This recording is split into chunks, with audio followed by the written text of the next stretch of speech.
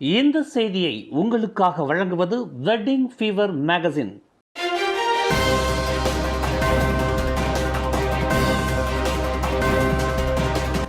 வணக்கம். திசைகளின் 10 மணி செய்திகள். அரசாங்கத்தின் கட்டமைப்புக்குள் இந்திய சமுதாயத்தின் பொருளாதார திட்டங்கள் முன்னெடுக்கப்பட வேண்டும். முன்னாள் சுகாதார அமைச்சர் தான்ஸ்ரீ டாக்டர் சுப்பிரமணியம் வலியுறுத்து. இந்திய சமுதாயத்தின் சமூகவியல் பொருளியல் வளர்ச்சி திட்டங்கள் யாவும் ஓர் இயக்கமாக முன்னெடுத்து வழி நடத்துவதை விட அதனை அரசாங்கத்தின் கட்டமைப்பு மூலமாக மேற்கொண்டால் மட்டுமே அந்த திட்டங்கள் வெற்றி பெறும், காலாகாலத்துக்கு நிலை பெறும் என்று முன்னாள் சுகாதாரத்துறை அமைச்சர் தான்ஸ்ரீ டாக்டர் சுப்பிரமணியம் வலியுறுத்தினார். இந்திய சமுதாயம் நன்மை பெறக்கூடிய மெட்ரிகுலேஷன் இடவாய்ப்பு, தமிழ்ப்பள்ளி வளர்ச்சி மற்றும் இதர திட்டங்கள் யாவும் அரசாங்கத்தை முன்னிறுத்தி அதன் கட்டமைப்புகள் வைத்ததனால்தான் அந்த திட்டங்கள் இன்னமும் நிலை பெற்று வருகின்றன என்று டாக்டர் சுப்பிரமணியம் தெரிவித்தார். இந்திய சமுதாயத்திற்கு தற்போது தேவை ஆய்வுகள் அல்ல, அமலாக்கங்கள். பிரச்சனைகள் என்னவென்று தெரிகின்றன, எவ்வாறு தீர்வு காண வேண்டும் என்பதற்கான வழிமுறைகளும் உள்ளன. அவற்றுக்கு நிரந்தர தீர்வு காண வேண்டுமானால் அமலாக்கம் ஒன்றினால் மட்டுமே சாத்தியமாகும். அதனை அமல்படுத்தக்கூடிய சக்தியும் வல்லமையும் அரசாங்கத்திற்கு மட்டுமே உண்டு என்று டாக்டர் சுப்பிரமணியம் வலியுறுத்தினார். தாம் மஇகவின் தேசிய தலைவராக பொறுப்பேற்றிருந்த காலத்தில் அன்றைய பிரதமர் டத்தோஸ்ரீ நஜீப் ரசாக்கின் நேரடி பார்வையின் கீழ் கடந்த 2017 ஆண்டு முன்னெடுக்கப்பட்ட இந்திய சமுதாயத்திற்கான 10 ஆண்டுகள் அடிப்படையிலான ப்ளூ பிரிண்ட் திட்டம் தொடர்ந்து அமல்படுத்தப்பட்டிருக்குமானால் இந்திய சமுதாயத்தின் சமூகவியல் பொருளாதாரத்தில் மிகப்பெரிய தாக்கத்தை ஏற்படுத்தி இருக்கும் என்று டாக்டர் சுப்பிரமணியம் தெரிவித்தார். அந்த திட்டத்தை தொடர முடியாமல் போன வருத்தம் இன்னமும் தமக்கு உள்ளது என்றாலும் அந்த திட்டத்திற்கு நஜீப் வழங்கிய ஆதரவு போன்று சமுதாய நலன் சார்ந்த எந்த ஒரு திட்டமாக இருந்தாலும் அது அரசாங்கத்தை முன்னிறுத்தி அதன் ஆதரவு வாயிலாக மேற்கொள்ளப்பட வேண்டும் என்று டாக்டர் சுப்பிரமணியம் வலியுறுத்தினார்.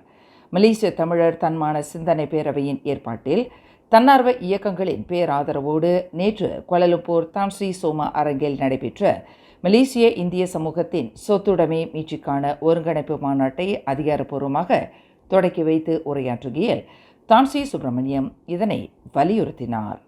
நீங்க என்ன பேசினாலும் இறுதியிலேயே அரசாங்கத்து மூலமா தான் நீங்க செய்ய முடியும். இதை நீங்க சொல்ல முடியும். சொந்தமா நின்று நம்ம செய்யணும். எது நாம சொன்னது மாதிரி இப்ப இந்த மெட்ரிகுலேஷனோ தமிழ் பள்ளிகளோ மற்ற மாற்றங்களோ நாங்க அரசாங்கத்தில் உள்ள வச்சதுனால இன்னைக்கு இருக்கு. நான் இதை மட்டும் வெளியே இருந்து மாய்க்கா மூலமா செஞ்சிருந்தேன்னா இருக்காது, போயிடும். அது தலைவர் மாறுறது மாறிடும். எங்க கட்சியிலே மாத்திடுவாங்க. இப்ப ப்ளூ கிரீன் கூட MIP 2 கொண்டாந்துட்டாங்க. எதுக்கு ஒண்ணு என்னையோட சார்ந்து, அதனால அது மாறிடும். அதனாலே இப்ப அது ஒண்ணு ரொம்ப முக்கியம். Whatever we do has to be structural within the system of the government. Outside the system செஞ்சோம்னா கஷ்டம், சரி வராது.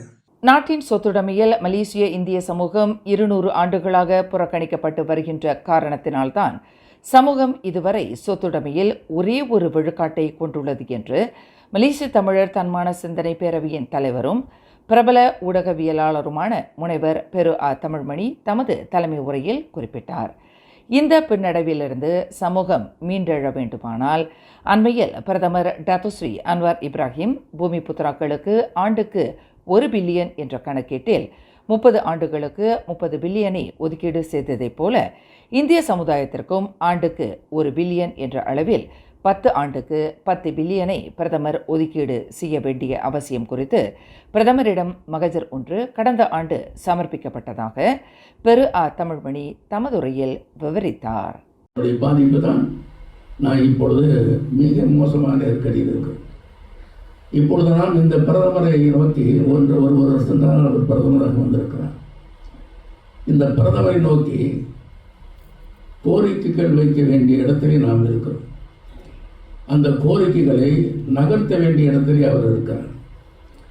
ஆகவே 20ஆம் தேதி அக்டோபர் மாதம் 23 அவரிடம் ஒரு புத்தகமாக எடுத்தால் அது 110 பக்கம் வரும். அது பரிந்துரையாக வழங்கும் பொழுது அது கிட்டத்தட்ட 40-48 பக்கத்தில் எழுதுகிறது. பொருளாதார ஆய்வாளர் இரா மாசிலாமணி இந்தியர்கள் மற்றும் இதர இனத்தவர்களின் இன்றைய சொத்துடைமை நிலை குறித்து புள்ளி விவரங்களுடன் விவரித்து பேசினார்.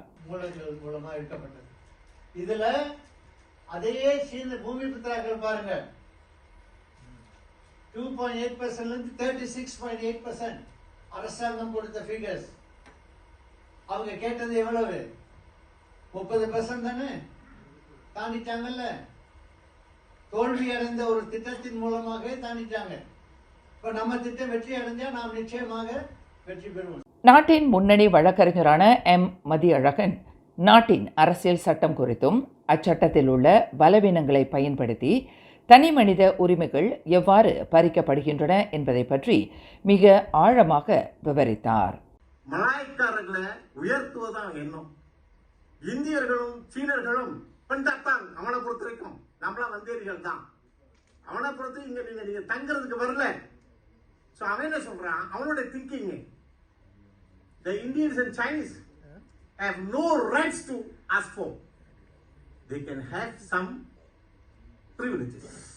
அது நாங்க கொடுப்போம். அரசாங்கம் பார்த்து உனக்கு privileges கொடுப்போம். நீ பேக் பண்ணு, கெஞ்சு. பிரதமரிடம் வழங்கப்பட்டுள்ள சொத்துடைமை மீட்பிற்கான 10 பெருந்திட்டங்கள் குறித்து சிந்தனை பேரவையின் தலைமைச் செயலாளர் சீமு விந்தைகுமரன் விவரித்து பேசினார். இந்திய சமுதாயத்தின் பொருளாதாரத்தையும் சொத்துக்களையும் எவ்வாறு உயர்த்துவது குறித்து பிரதமர் டத்தோஸ்ரீ அன்வாரிடம் நேரடியாக மலேசிய தமிழர் தன்மான சிந்தனை பேரவை பேச்சுவார்த்தை நடத்தவிருப்பதாகவும் சீமு விந்தைகுமரன் குறிப்பிட்டார். தன்னார்வ இயக்க பேராளர்களுடன் சமூகத்தின் எல்லா மட்டங்களிலும் உள்ள முக்கிய பிரமுகர்கள் பலரும் பங்கேற்ற சொத்துடைமை மீட்சிக்கான இந்த ஒருங்கிணைந்த மாநாடு ஒட்டுமொத்தத்தில் இந்தியர்களின் பொருளியல் மேம்பாட்டிற்கு அடித்தளமிடுவதற்கு பெரும் உந்து சக்தியாக அமைந்தது என வர்ணிக்கப்பட்டுள்ளது. குவாலகுபுமாரு சட்டமன்ற தொகுதி இடைத்தேர்தலில் வெற்றியை ஏற்படுத்தி தரும் அளவிற்கு ஒற்றுமை அரசாங்கத்தின் சாதனைகளை முன்வைத்து முழுவீச்சில் தேர்தல் பிரச்சாரத்தை மேற்கொள்ளுமாறு பிரதமர் டத்தோஸ்ரீ அன்வார் இப்ராஹிம் கேட்டுக்கொண்டுள்ளார்.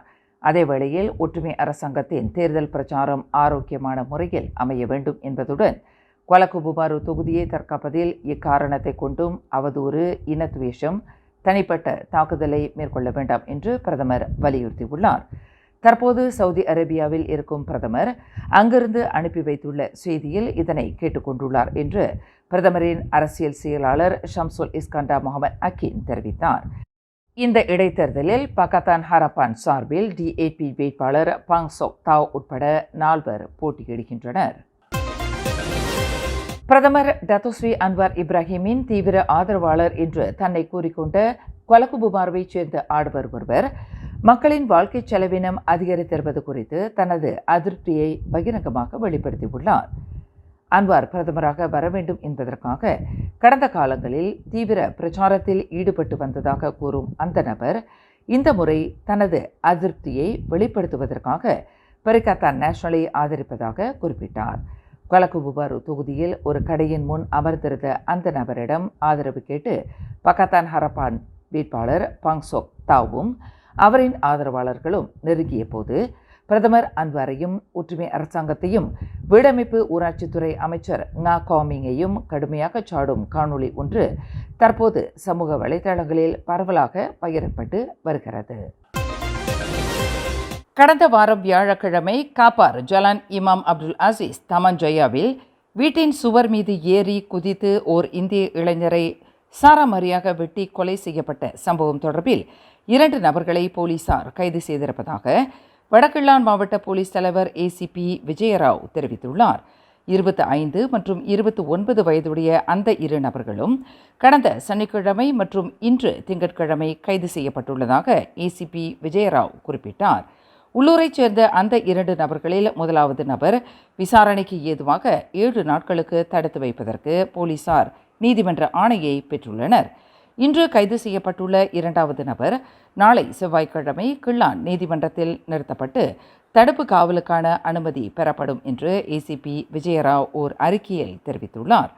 காப்பார் பாபா என்று அழைக்கப்பட்ட செல்வம் சுப்பையா என்ற 38 வயதுடைய ஒரு வர்த்தகர் வீட்டின் பிரதான அறையில் அமர்ந்திருந்த வேளையில் சிவப்பு நிற காரில் வந்த 4 ஆடவர்கள் காரை வீட்டின் ஓரத்தில் நிறுத்திவிட்டு பாராங்கை ஏந்திக் கொண்டு சுவர் மீது ஏறி குதித்து சம்பந்தப்பட்ட ஆடவரை வெட்டி சாய்க்கும் காட்சி ரகசிய கேமராவில் பதிவாகியுள்ளது. காப்பார் வட்டாரத்தில் பெரும் பரபரப்பை ஏற்படுத்திய இக்கொலை சம்பவம் தொடர்பில் தேடப்பட்டு வரும் இதர நபர்களுக்கு எதிரான வேட்டையை போலீசார் தீவிரப்படுத்தியுள்ளனர். இது பழிவாங்கும் செயல் என்று பூர்வாங்க விசாரணையில் தெரியவந்துள்ளதாக ECP விஜயராவ் தெரிவித்தார். கொலகுபுமாரு இடைத்தேர்தலில் பக்கத்தான் ஹரப்பான் வேட்பாளர் பாங் சொக் தாவை ஆதரித்து பிரதமர் டத்துஸ்ரீ அன்வார் இப்ராஹிம் களம் இறங்க மாட்டார் என்று அரசாங்க பேச்சாளரும் தொடர்புத்துறை அமைச்சருமான ஃபமி ஃபட்சேல் கோடி காட்டியுள்ளார். இடைத்தேர்தல்களில் பிரதமர் களம் இறங்காதது அண்மைய காலமாக ஒரு மரபாக கடைபிடிக்கப்பட்டு வருகிறது. அந்த வகையில் வரும் மே 11ஆம் தேதி நடைபெறவிருக்கும் இடைத்தேர்தலை முன்னிட்டு பிரதமர் பிரச்சாரத்தில் பங்கேற்க மாட்டார் என்று ஃபமி ஃபட்சேல் தெரிவித்தார். 2024ஆம் ஆண்டிற்கான தேசிய ஒற்றுமைத்துறை அமைச்சின் மடானி நல்லிணக்க வரைவு திட்டமான ஜுஜா ஹார்மோனி மடானி நேற்று ஞாயிற்றுக்கிழமை செயல்படுத்தப்பட்டது. ஸ்ரீ கிருஷ்ணர் ஆலயம், ஸ்ரீ கந்தசுவாமி ஆலயம், மெத்தடிஸ்ட் தமிழ் கிறிஸ்துவ தேவாலயம் உட்பட கோலாலம்பூர் பிரிக்ஃபீல்ட்ஸ் வட்டாரத்தில் உள்ள 6 வழிபாட்டு தலங்களுக்கு வருகை புரியும் ஜுஜா ஹார்மோனி மடானி திட்டமானது காலை 8 மணிக்கு தொடங்கப்பட்டு தேசிய ஒற்றுமைத்துறை அமைச்சர் டத்தோ ஏரன் அகுடாகாங்கினால் பிரிக்ஃபீல்ட்ஸ் மகா விஹார பௌத்த ஆலயத்தில் நிறைவு செய்யப்பட்டது. அமைச்சர் டத்தோ ஏரன் அகுடாகாங்குடன் இணைந்து துணை அமைச்சர் சரஸ்வதி கந்தசாமியும் இதில் கலந்து கொண்டார்.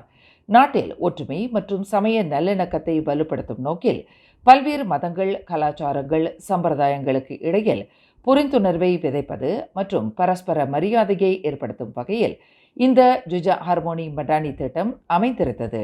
ஜுஜா ஹார்மோனி மடானி திட்டம் பல்வேறு மதங்கள், கலாச்சாரங்கள் மற்றும் சம்பிரதாயங்களை கொண்டுள்ள ஓரிட மக்களிடையே வலிமையான உறவு பாலத்தை ஏற்படுத்தும் என்று அமைச்சர் டத்தோ ஏரன் அகுடாகாங் நம்பிக்கை தெரிவித்தார். தவிர பல்வேறு நிலைகளில் உள்ள மக்களிடையே சகிப்புத்தன்மை, நன்றி பாராட்டுதல், ஒத்துழைப்பு முதலியவற்றை வலுப்படுத்துவதற்கு இந்த திட்டம் உறுதியான தடமாக அமையும் என்றும் அமைச்சர் குறிப்பிட்டார்.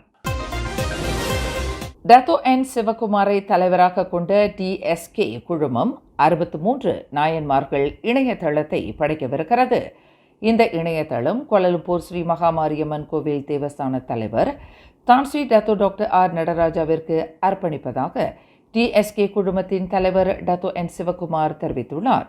டீம் DSK படைக்கும் 63 நாயன்மார்கள் இணையதளத்தின் சிறப்பு அம்சங்கள்: நாயன்மார்கள் வாழ்க்கை வரலாறு, சிவபெருமானின் சிறப்புகள், ஆன்மீகம் கற்பித்தல், இரட்டை மொழி உள்ளடக்கம், அதிவேக ஆடியோ விவரிப்பு, 63 நாயன்மார்களின் பெருமைகள் மற்றும் பல்சாதன இணக்கத்தன்மையை உள்ளடக்கியதாகும். விரைவில் வருகிறது DSK குழுமத்தின் இந்த ஆன்மீக செயலி. நகர சம்பிலான் நீலாயில் சமயம் மற்றும் யோகா பயிற்சி மையம் ஒன்றில் ஐயத்திற்குரிய நடவடிக்கைகள் நடைபெற்று வருவதாக கூறப்படும் புகார் தொடர்பில் போலீசார் விசாரணை செய்து வருவதாக மாநில போலீஸ் தலைவர் டத்தோ அஹ்மத் ஜாஃபிர் முகமது யூசுப் தெரிவித்துள்ளார். இவ்விவகாரம் தொடர்பாக கடந்த ஏப்ரல் 26ஆம் தேதி போலீசார் புகார்களை பெற்றிருப்பதாக அவர் குறிப்பிட்டார். அந்த சமய மையத்தில் போலீசார் விசாரணையை மேற்கொண்டு வருவதால் புலன் விசாரணையை பாதிக்கும் அளவிற்கு ஆருடம் எதனையும் கூற வேண்டாம் என்று அவர் பொதுமக்களுக்கு அறிவுறுத்தி உள்ளார். தம்பின் கம்மாஸ் ஃபெல்டா சுங்கை கலாமா என்ற இடத்தில் உள்ள ஒரு செம்பனை தோட்டத்தில் மனித எலும்புக்கூடு கண்டுபிடிக்கப்பட்டுள்ளது. எலும்புக்கூட்டிற்கு அருகில் யமஹா LC 135 ரக மோட்டார் சைக்கிள் ஒன்றும் கண்டுபிடிக்கப்பட்டுள்ளது. மோட்டார் சைக்கிள் கடந்த இடத்திலிருந்து 80 மீட்டர் தூரத்தில் அந்த எலும்புக்கூடு கண்டுபிடிக்கப்பட்டதாக தம்பின் மாவட்ட போலீஸ் தலைவர் அமருடின் சரிமான் தெரிவித்தார். இச்சம்பவத்தை திடீர் மரணம் என்று போலீசார் வகைப்படுத்தியுள்ளதாக அவர் குறிப்பிட்டார். மேலும் செய்திகளை தெரிந்து கொள்ள கீழே இருக்கும் பெல் பட்டனை அழுத்துங்கள். உங்கள் மகிழ்ச்சியை வெளிப்படுத்த லைக் மற்றும் ஷேர் செய்யுங்கள். தொடர்ந்து திசைகளோடு இணைந்திருக்க சப்ஸ்கிரைப் செய்யுங்கள்.